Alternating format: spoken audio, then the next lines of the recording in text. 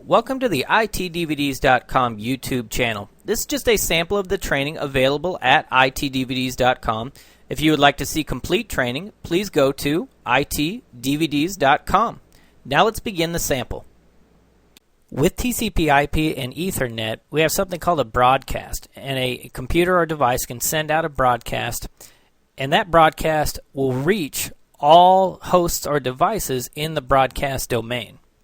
And we have two different types of broadcasts here, a layer 3 and layer 2. And again, we're going to be talking about the OSI model in a little bit, but this is just something we'll want to put in the back of our mind here.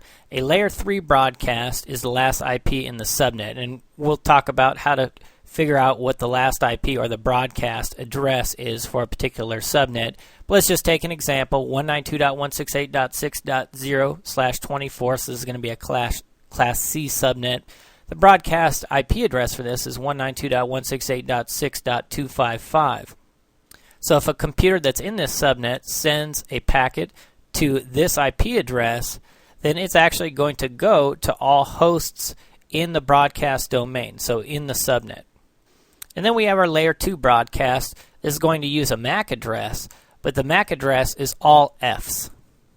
So whether it be a layer 2 or layer 3 broadcast, that broadcast is going to reach all hosts in your broadcast domain. Now, only routers can create new broadcast domains. So switches or hubs or bridges do not break up broadcast domains. Only routers. So let's take a look at our diagrams. Here we have our two computers connected to our hub. How many broadcast domains do we have? Well, just one, because there aren't any routers to break up the broadcast domain. We replace that hub with a switch. Now, how many broadcast domains? Still one, because there's no routers. Switches don't break up broadcast domains. So if computer B sends a broadcast, it's going to go to computer A and also other hosts that are connected to this switch. Now we add a router. How many broadcast domains do we have? Well, we still only have one. This is one big broadcast domain. Now, if we had another link coming out here going to another router or switch or host, then we would have two broadcast domains because this router would be breaking it up. But we only have one link here coming off the router, so we only have one broadcast domain. Now let's see how many broadcast domains we have. Well, we have our two routers here, and we know those break up broadcast domains. So this is going to be one, all these links. This is going to be two. Router to router is another broadcast domain, and this is going to be three. So this link coming off the router, this switch, and these two computers are going to be all in our third broadcast domain. So we have a total of three. Now we add a hub.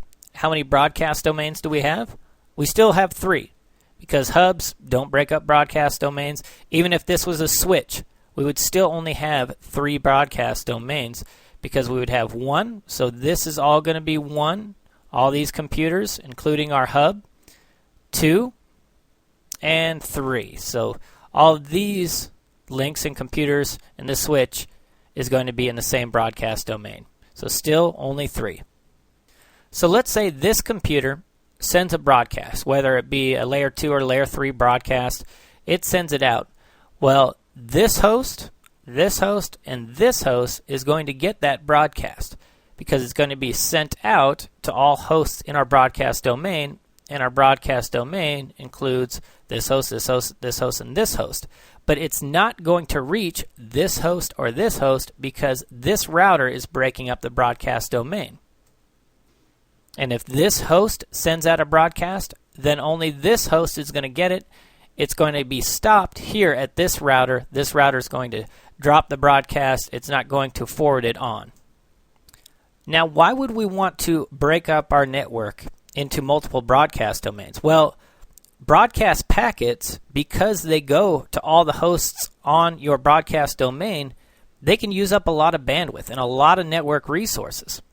So if I have 1,000 hosts, let's say in this broadcast domain, all it takes is one computer to send out a packet or a layer 2 or layer 3 broadcast, and it's going to use up bandwidth on all the links to all of our other hosts, so you can see how the bandwidth usage can add up very fast. So by breaking it up into multiple broadcast domains, we basically limit the damage that a broadcast packet does, because we're limiting the hosts that broadcast is going to reach.